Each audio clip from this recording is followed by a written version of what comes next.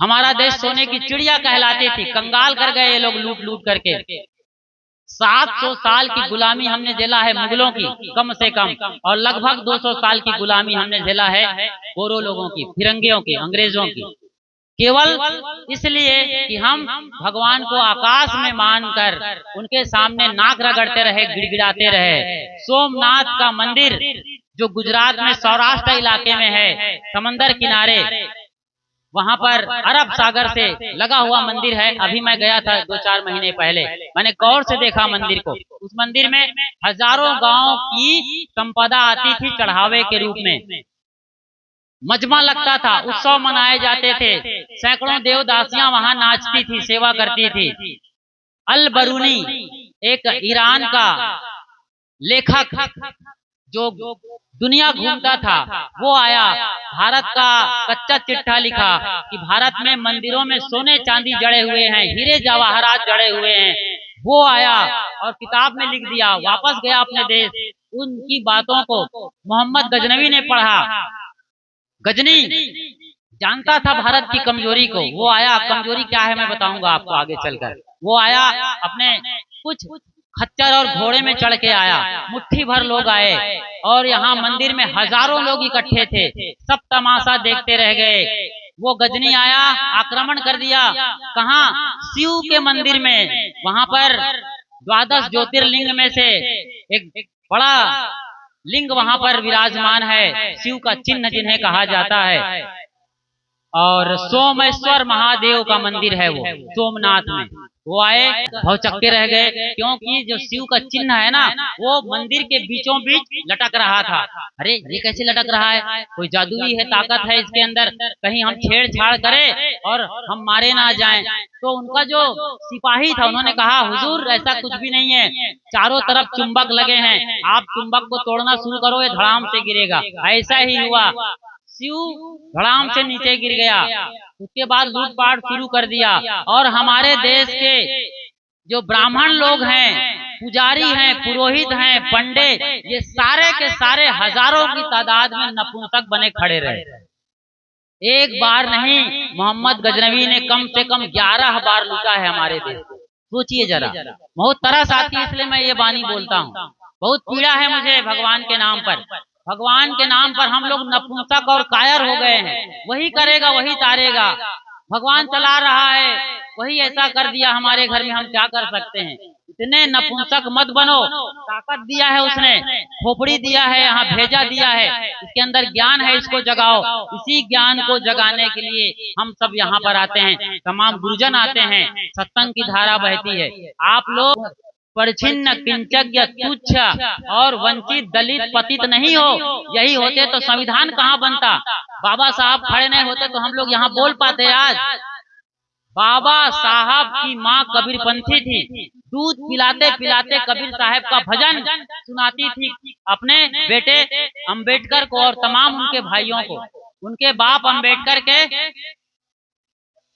अंबेडकर साहब के पिताजी एक सूबेदार थे सेना में, महाराष्ट्र के अंदर। वो घंटी लगाते थे शाम को, सारे बच्चे, अंबेडकर कम से कम 10-12 बच्चे थे मेरे ख्याल से, सब इकट्ठे होते थे और उनके बाप अंबेडकर उनके भाइयों को बीजक पढ़ाते थे, बीजक, और उनकी माँ लोरी में बीजक और कबीर के भजनों को। भाई रे दुई जगदीश कहाँ ते आया, तो कौने बौराया, अल्लाह राम करीमा केशव हरि हजरत नाम धराया। कहना एक कनक ते गहना, या में भाव न दूजा, कहन सुनन को दुई कर थापे, एक निमाज एक पूजा, वही महादेव वही मोहम्मद, ब्रह्मा आदम कहिए, को हिंदू को तुरुक कहावा, एक जिमी पर रहिए। ऐसा फटकारते थे कबीर साहब। वो बातों को उनकी माँ लोरी में सुनाती थी, तब संविधान लिख पाए हैं अंबेडकर साहब। समझते हैं?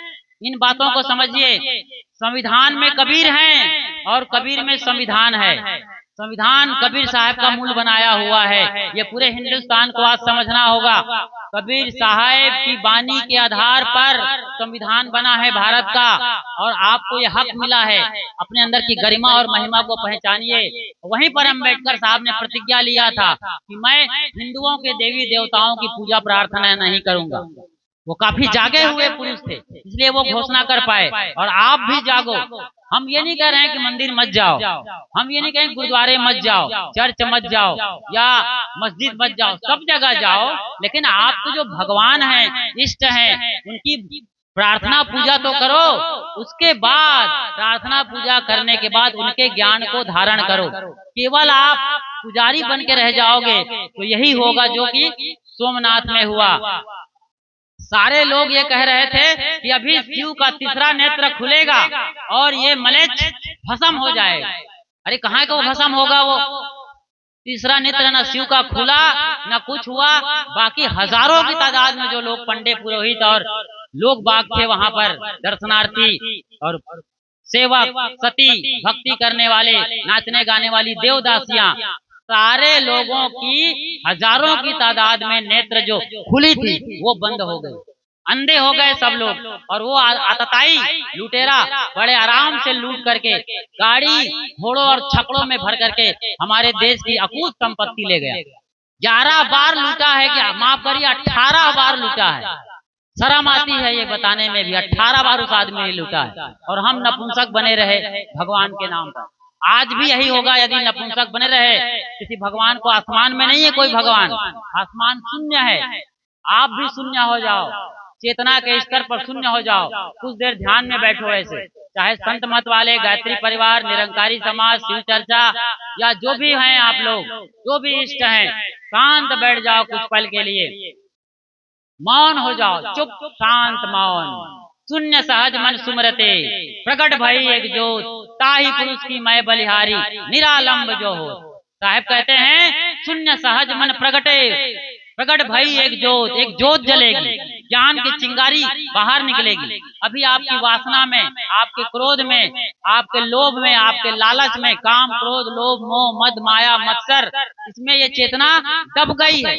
आपके अंदर विकारों का बादल आ जाता है, बादल में सूरज खो जाता है, बादल छटते हैं सूरज फिर चमकता है। कैसे? ये मन तो शीतल भया जैसे गंगा नीर, पाछे पाछे हरि फिरे कहत कबीर कबीर।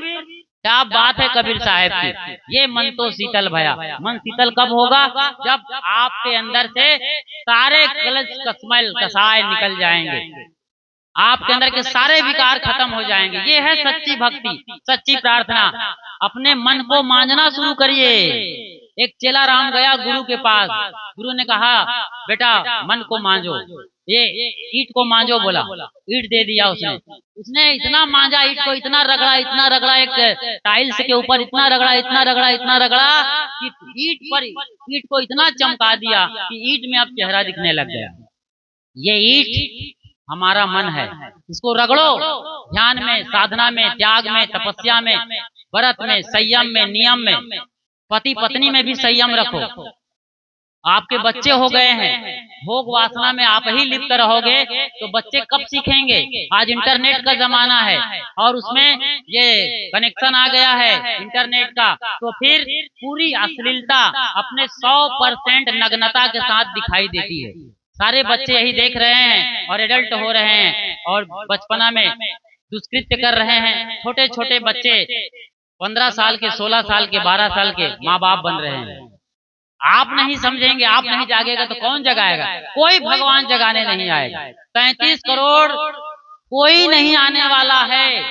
कोरोना में हमने अच्छी तरीके से देख लिया है, कोई भगवान बचाने नहीं आया, न जमजम का पानी पिलाया गया, ना मक्का मदीना से कोई अल्लाह कूदा वहां से मुसलमान को बचाने के लिए, ना वेटिकन सिटी से ईसाई क्योंकि जो कोई मसीहा है यहुन्ना यहोवा कोई प्रकट हुआ, अरे ईसाइयों को बचा लेते। सबसे ज्यादा ईसाई मारे गए थे कोरोना के दौरान। हिंदुओं के लिए कोई भगवान आया? न ब्रह्मा, न विष्णु, न महेश, न राम, न कृष्ण, न गायत्री, न दुर्गा, न रणचंडी, न काली, कोई आए बचाने कि हम बचाते हैं अपने बच्चों को। अरे वैष्णव देवी लोग जाते हैं, पहुंचने वाले 1 घंटे के अंदर वैष्णव देवी में पूरी गाड़ी खाई में गिरती है और सारे लोग मारे जाते हैं एक परिवार से। कौन बचाने आता है? कोई हो तब तो बचाए, तो कोई बचाने आपको नहीं आने वाला है। ये बात ध्यान में रखिएगा। इसलिए अपनी चेतना को जगाइए। आप स्वयं बलशाली हैं, समर्थशाली हैं, साहब ने क्या कहा है जानते हैं आप? क्या कहा है? जाके आंगन नदिया बहे, सोकस मरे प्यास, कर बहिया बल आपनी, छाड़ बिरानी आज। जाके आंगन नदिया बहे, सोकस मरे प्यास। जिसके आंगन में नदियां बहती हो वो प्यासा मरे।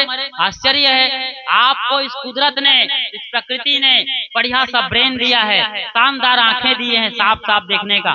ब्रेन मस्तिष्क में अच्छे विचार भरो, निर्णय करो, अच्छा और बुरा में फैसला करो, खाद्य अखाद्य को समझो, बोल को समझो, अच्छा बोलो, मीठा बोलो।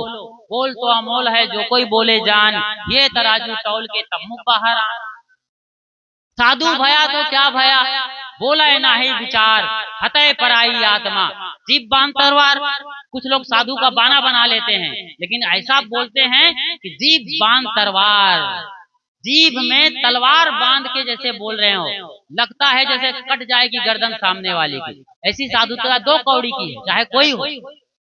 साधु को मीठा बोलना चाहिए। और कबीर साहब का साधु कौन है? आप सब कोई। साहब कहते हैं, कहा कबीर सुनो भाई साधो, और कहाँ ही कबीर पुकार के। ये रिंगटोन है, कबीर साहब के नाम पर 2 रिंगटोन है, कहाँ ही कबीर पुकार के और कहा कबीर सुनो भाई साधो। ये आप दुनिया के किसी कोने में चले जाइए, आप न्यूजीलैंड, ऑस्ट्रेलिया से लेकर यूरोप और अमेरिका तक, वहां जाके कहा कबीर सुनो भाई साधो बोलोगे तो सब जानेंगे कि हिंदुस्तान से आया है और कबीर का दीवाना और मस्ताना है। सब आपके पास आ जाएंगे कबीर का ज्ञान लेने के लिए। तो ये मोबाइल का नहीं, लोगों के दिलों का रिंगटोन है। तो कबीर साहब जन्म लिए थे, उनके गुरु रामानंद नहीं थे, और वे कोई गृहस्थ नहीं थे। ये भी बड़ी गजब की बात। एक और विरोधाभास है कि कबीर की लोई नाम की पत्नी थी और उनके कमाल और कमाली 2 बच्चे थे। गजब की बात करते हैं जी ये लोग, बिना सिर पैर के, कोई प्रमाण नहीं है इसका। कबीर साहब का बीजक पढ़िए, कबीर साहब का भजन पढ़िए, कहीं माया मोह की नहीं बात करते हैं। इतने तीव्र बैरागी पुरुष क्या पत्नी लेकर चलते रहेंगे? पत्नी वाला आदमी ज्ञान बैराग की बात नहीं कर सकता, वो डरता है, उठ के कोई खड़ा होके बोल देगा तो। और कबीर साहब तो, कबीर खड़ा बाजार में सबकी मांगे खैर, ना काहू से दोस्ती ना काहू से बैर, कबीरा ना काहू से बैर। कबीर खड़ा बाजार में सबसे प्रेम करते हैं, क्योंकि कोई बैरी है नहीं, कोई अपना नहीं मानते वो। ये है जीने का तरीका। किसी को अपना मत मानो। कौन अपना है जी? पति पत्नी मिलते हैं, अपनी मस्ती में होते हैं, बच्चे आ जाते हैं, अब उसको लल्ला मेरा मुन्ना मेरा मुन्नी छाती से चिपकाए हैं। पालना चाहिए, ठीक है, गाय भी पालती है, पालो आप भी, लेकिन बड़ा कर देती है बछड़ा को, बछड़ा को, बछिया और बछड़ा। गाय कभी फिक्र नहीं करती है, और आप दादा दादी हो गए फिर भी लल्ला लल्ली कर रहे हो, और उसी मोह के कारण आप लोग रोते रोते जाते हो।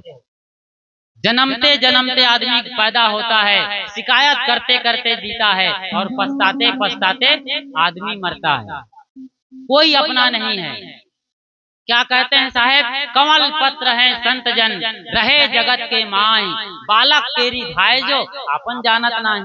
कमल पत्र है संत जन।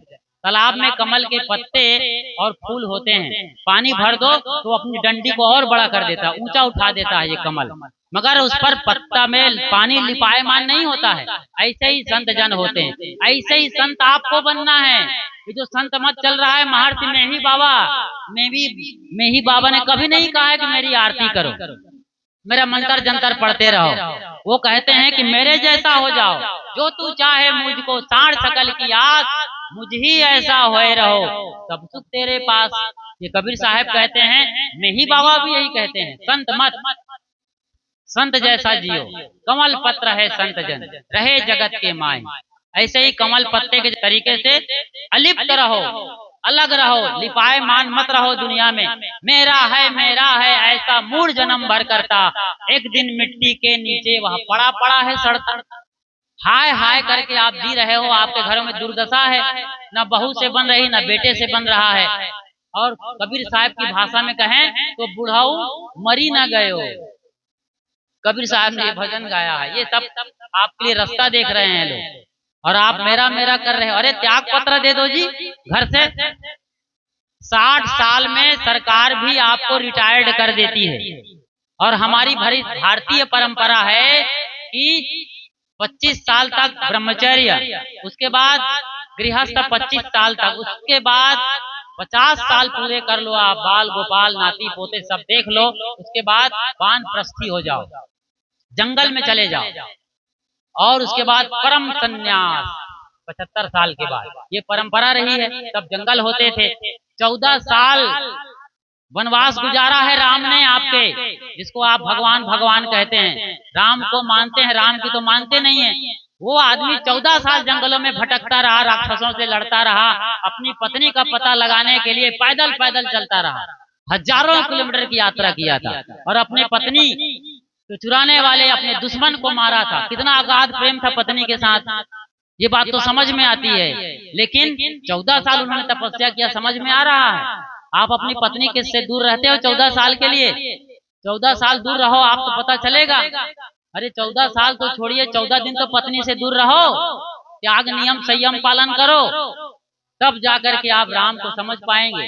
आप रात दिन परिवार के साथ मेरा है, मैं हाय हाय रो रहे हैं, चिल्ला रहे हैं, हाय तौबा मचाए हैं, पूरा कोहराम मचा, कुरुक्षेत्र धर्म क्षेत्र हो गया है, रण युद्ध चल रहा है घर में, और आप कहते हैं कि हम भक्ति कर रहे हैं, भजन कर रहे हैं, कैसे बेड़ा पार होगा? तो कबीर साहब का सच्चा ज्ञान समझना होगा। और आपको एक बात और बताता हूँ, कान खोल के सुने आप लोग। इसलिए कहता हूँ कि मैं कबीर साहब की बात, अपनी बात नहीं बोल रहा हूँ। भाषा मेरी है, आवाज मेरी हो सकती है, लेकिन बात कबीर साहब की। क्योंकि 50 डिग्री की गर्मी तो फिलहाल नहीं है, लेकिन कम से कम फीलिंग ऐसी है कि हम 45-47 पर बैठे हुए। तो कबीर साहेब इस दुनिया के सबसे सिर मुकुट गुरु हैं, संत शिरोमणि। आप किसी भी मत मजहब और परंपरा में रहिए, लेकिन 15-20 मिनट कबीर साहब को जरूर पढ़िए, कबीर साहब के प्रवचन को सुनिए, जो कि सदगुरु अभिलाष साहब जैसे संतों ने दिया है, आचार्य धर्म स्वरूप साहब ने बांटा है कबीर साहब की वाणी, और हम जो बांट रहे हैं आपके अपने पसंदीदा यूट्यूब चैनल खुशहाल जिंदगी टीवी चैनल, तो आप इसे भी देखिए, समझिए। आगे चलते हैं कि कबीर साहब को मैंने ये यहाँ पर ये बताया कि वो विरक्त संत थे, उनकी कोई लोई नाम की पत्नी नहीं है। कहें कबीर सुनो नर लोई, ये बात आई है बीजक में, कहाँ ही कबीर सुनो नर लोई। नर मतलब आदमी, लोई मतलब लोग बाग, लोई का मतलब लोग बाग है, पत्नी नहीं है। और कमाल कमाली, तो उनके शादी नहीं तो बच्चे कहाँ से आएंगे? उनके निकट में ये लोग रहते थे बच्चे के रूप में, कमाल और कमाली अत्यंत निकट। कबीर साहब की वाणी को पढ़ते थे, उनको लिखते पढ़ते थे डायरी में या कॉपी में, उस जमाने में, या भोजपत्र ताम्र पत्र ताज पत्र में, तो ये सब करते थे, बड़े प्यारे थे। तो भाई जब एक गुरु के पास चेला चेली रहते हैं, उनको कहते हैं इनके बेटा है बेटी है, मान लिया जाए, इसको मानस पुत्र और मानस पुत्री कहते हैं। और आगे हम चलते हैं तो देखते हैं कबीर साहब के बारे में एक और बड़ी मशहूर अवधारणा है, एक बड़ी बात निकल के आती है, आखिरी बात, कि कबीर साहब मगहर क्यों चले गए मरने के लिए? क्यों साहब जी? साहब जी भी जानते हैं। कबीर साहब लगभग 120 बरस के थे, 119 बरस कुछ महीने के थे, तो वो निकल पड़े काशी से मगहर की यात्रा, निकल पड़े पैदल। क्या गजब की स्फूर्ति और चेतना रही है उनकी। क्यों गए साहब? क्योंकि काशी में ऐसी मान्यता तब भी थी, आज भी है। मैं काशी में जाके देखा हूँ, लोग काशी में गंगा नदी पर किराए की नाव ले लेते हैं, बूढ़ा बुढ़िया मरने वाले, अब मरे तब मरे, ये लोग किराए के नाव पर बैठ करके राम राम राम राम कर रहे हैं, कंठी माला जप रहे हैं, 108 दाने सरका रहे हैं, अपनी जो भी साधना है वो करते रहते हैं। खाने पीने का इंतजाम होता रहता है पंडित पुजारियों के द्वारा। असल में ये सारा प्रोग्रामिंग पंडित पुजारियों के द्वारा होता है। वो इनके सेंटर में होते हैं, वो दाना पानी देते रहते हैं, ख्याल रखते हैं। और जब वो मर जाते हैं गंगा पर तो कहते हैं उनकी सायुज्य मुक्ति हो गई, या सचैल वो मुक्त लोक चले गए। वो स्वर्ग लोक में उनका पक्का टिकट कट गया। रिजर्वेशन करते हैं लोग पंडित पुरोहित में। ऐसी ऐसी परंपरा है। काश्याम मरणान्न मुक्ति, ये धर्म शास्त्रों में लिखा है कि काशी में मरने से मुक्ति होती है। आज भी अभी आप अगले बरस जाइएगा कुंभ मेला में, जनवरी और फरवरी में सब आइए आप। हमारे गुरुदेव अभिलाष साहब की छावनी लगेगी, बहुत बड़े एरिया में कैंप लगेगा, वहाँ आपके लिए टेंट राउटी और शामियाने का इंतजाम होगा। जैसे आप लोग प्रयागराज आते हैं हमारे आश्रम, सदगुरु अभिलाष साहब के दर्शन करते रहे हैं, ऐसे ही आप लोग अगले बरस आइए। जनवरी फरवरी में कुंभ मेला है, दुनिया का सबसे बड़ा मेला। ऐसा मेला जहां आबादी कम से कम मुख्य स्नान के दिन 7 करोड़ की हो जाती है। 7 करोड़ का कोई शहर नहीं है आबादी वाला। शंघाई चीन की राजधानी, टोक्यो जापान की राजधानी, और दिल्ली हिंदुस्तान की राजधानी, इनकी आबादी लगभग 3-3 करोड़ की है। वो इनके डबल 7 करोड़ की हो जाती है, डबल से भी ज्यादा। जबकि कुंभ मेला क्षेत्र में ना कोई सरिया होता है, छड़ सीमेंट पत्थर ईट कुछ भी नहीं है, लेकिन फिर भी ऐसे ऐसे महल बनते हैं कि आप दांतों तले उंगली दबा लेंगे। ये महल कैसे बनते हैं? लकड़ी से, बल्ली से, कपड़े से और कनात वगैरह से। इस तरीके से भव्य मंडप सजता है। आप आइए तो आपको आना है गंगा में, कुंभ मेला में सदगुरु अभिलाष साहब की छावनी। तो वहां पर आपको बोर्ड देखने को मिलेगा, बैनर देखने को मिलेगा, क्या? गंगे तौ दर्शनाथ मुक्ति। धर्म शास्त्रों में लिखा है गंगा के नाम लेने मात्र से 3 जन्म के पाप कट जाते हैं। गंगा के दर्शन कर दिए तो 7 जन्म के पाप कट जाते हैं। और कुंभ मेला में आपने डुबकी लगा लिया तो सारे जन्म जन्म के पाप कट जाते हैं। बोलो वृंदावन बिहारी लाल की। कितना सस्ता नुस्खा है जी। आप चोरी करो, बेईमानी करो, डाका डालो, व्यभिचार करो, बलात्कार करो, जो भी गंदा से गंदा कर्म है, गंगा में नहा लो और मुक्ति हो जाएगी। तो हमने पूछा, गंगा मैया क्या सचमुच में आप पब्लिक का पाप रखती हो? गंगा ने कहा, गुरुजी हम पाप रखे तो भस्म हो जाए। तो क्या करती हो मैया? तो हम कहते हैं सब भाप बना के ऊपर उड़ा देते हैं बादलों में गए। हम देखा बादल काले काले वो दिख रहे हैं ना, सारे पब्लिक के पाप है। हमने बादलों से पूछा, अरे बादल इतने पाप पब्लिक का पाल के कि तुम्हारा भला होगा कि बुरा होगा, क्या करोगे पापों का? अरे गुरुजी हम जो है ना ये पाप नहीं रखते हैं। तो क्या करते हो?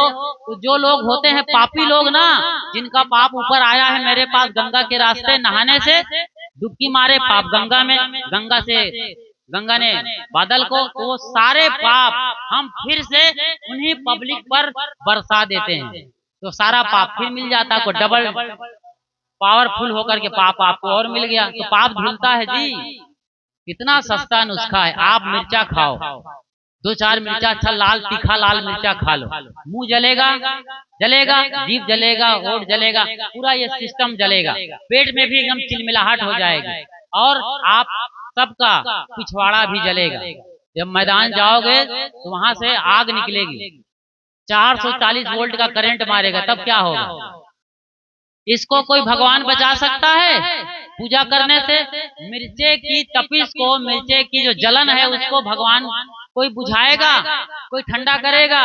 कोई नहीं करने वाला है। चाहे नाक रगड़ रगड़ के मर जाओ, चिल्ला चिल्ला के जमीन में गिर जाओ पछाड़ खा के, कोई भगवान आने वाला नहीं है। आप तो साधारण जन हो, कोई पंडित पुजारी हो, कोई मुल्ला मौलवी हो, कोई पोप पादरी हो, वो यदि कुछ ऐसा काम कर रहा हो जैसे कि पंडित पुरोहित करते हैं हवन तर्पण, 50 साल से पंडित पूजा पाठ करवा के हवन तर्पण करवा रहा हो, धोखे से उसके हाथ की उंगली चली जाएगी आग में, आग माफ करेगी? यह पंडित जी आप तो हम में मेवा मिष्ठान काजू किशमिश बादाम डालते हो, अछत डालते हो, पूजा करते हो, चंदन बंदन करते हो, हमें चंदन की लकड़ी जलाते हो, हम आपको माफ करते हैं, ऐसा होगा? पंडित जी भी जल के स्वाहा हो जाएगा, और कितने बार हो चुका है। बातें बहुत सारी हैं, इशारों में समझने की कोशिश करिए। तो आखिरी बात ये कि साहब क्यों गए मगहर, उसे हमको समझना है। साहब 119 बरस में आखिरी धमाका करने के लिए, कैसे धमाका, जैसे धमाका भगत सिंह ने किया था। अंग्रेज ईस्ट इंडिया कंपनी को लेकर आए थे हमारे देश में और हमारे देश के मालिक बन बैठे थे, हम पर अत्याचार कर रहे थे। तो भगत सिंह ने एक बड़ी क्रांति की थी, उन लोगों को हाथ जोड़ा, अपनी बातें करी। जब लोग नहीं सुने तो अंग्रेजों के सभा भवन में एक सुतली बम फेंक दिया था, सुतली बम। तो उसे धमाका हो गया, गिरफ्तार कर लिए गए, बाद में उनको फांसी पर लटका दिया गया था। उस महान क्रांतिकारी, क्या नाम, भगत सिंह को। भगत सिंह से पूछा गया आपने बम क्यों फेंका, तब उसने कहा कि जो अंधी बहरी गूंगी सरकार है उसको जगाने के लिए बम धमाकों की जरूरत पड़ती है। ऐसे ही हमारे देश को लोग सोए थे, भगवान के नाम पर, धर्म के नाम पर अपना सब कुछ बेच दिए थे, विवेक विचार, उनको जगाने के लिए साहब लाठी टेकते टेकते मगहर मरे। और कहा कि मगहर में मरने से गधा होता है कहा गया, काशी में मरेगा तो मुक्ति मिलेगी। काश्याम मरणान मुक्ति, काशी में मरने वालों की मुक्ति होती है और मगहर में मरता है वो गधा होता है। इस भ्रम धारणा को तोड़ने के लिए साहब ने इंकलाब किया था और एक धमाका किया था, जिसकी शोर और शोरगुल आज तक लोगों के कानों में गूंज रही है और लोग इस बात को शिद्दत से महसूस कर रहे हैं। साहेब वहां जाकर के बताए मगहर में मरने से गधा नहीं होगा, यदि मैंने सही कर्म किया है, सही तरीके से अपने मन को निर्मल किया है और धर्म के रास्ते पर चला है, सच्चाई के रास्ते पर किया है, कोई पाप नहीं किया है, तो मैं अपने कर्मों से मुक्ति लूंगा, कर्मों से मेरी मतलब कर्म से मैं सदगति और मुक्ति को हासिल करूंगा। ऐसे किसी उल जुल तरीके से नहीं कि किसी का भगवान का भला हो जाए। अरे जब यहाँ किसी की कृपा से यदि मुझे मुक्ति मिल गई, काशी में कृपा से मुक्ति मिल गई, तो किस काम की ये मुक्ति है। मैं अपने हाथों से अपने बलबूते पर मुक्ति चाहता हूँ। यही साहब ने कहा और किया और करके दिखाया पूरी दुनिया में। जियत न तरे मुए का तरियाओ, जीता ही जो न तरे। कबीर वाणी को पढ़िए, विशाल वांग्मय है कबीर का, और कबीर साहेब की वाणी वचन को पढ़ करके अपने जीवन में धारण करिए।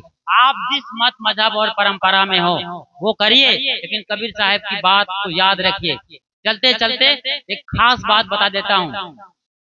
काशी में मरने से मुक्ति के पीछे एक बात थी, काशी करवट, जो मैं पहले बता रहा था लेकिन थोड़ा सा बिसर गया था। काशी करवट, वहां एक कुआं खोदा गया था गंगा किनारे, जिनको मुक्ति चाहिए थी वो सरेंडर हो जाते थे। वहां वो लकड़ी का ऐसी चक्री लगी थी कि लोगों को उसमें पेड़ दिया जाता था, हड्डी पसी सब गंगा में चली जाती थी। पंडे पुजारी उसके माल असबाब ले लेते थे, रुपया चढ़ावा सब कुछ सोना चांदी, और वो उनको सदगति देने के लिए गंगा में बहा दिया जाता। ये करवट अंग्रेजों ने देखा ये तो हिंसा है, हत्या है, फिर अंग्रेजों ने इनको बंद करवाया था। जैसे राजा राम मोहन राय ने सती प्रथा को बंद किया था ना, ऐसे कितने सारे क्रांतिकारी हमारे देश में हुए, उन्होंने ऐसी कुप्रथाओं को बंद किया। इनमें अंग्रेजों का महा योगदान रहा है। अंग्रेज हमारे देश को लूटे नहीं, बढ़िया से बढ़िया पुल बनाए, बिल्डिंग बनाए, जो आज भी मौजूद है, और देश को बहुत कुछ देकर गए। उनमें ये सब बातें हैं, क्योंकि अम्बेडकर साहब, ज्योतिबा फूले, स्वामी पेरियार, सावित्रीबाई, और अभी वर्तमान में जो लोग लड़ रहे हैं दलित पतित वंचित के लिए, वो सारे लोग इन बातों को समझ रहे हैं। संविधान में कबीर है, कबीर में संविधान है। आप इन बातों को समझें और अपने कल्याण का मार्ग प्रशस्त करें। बोलिए सदगुरु कबीर साहेब की।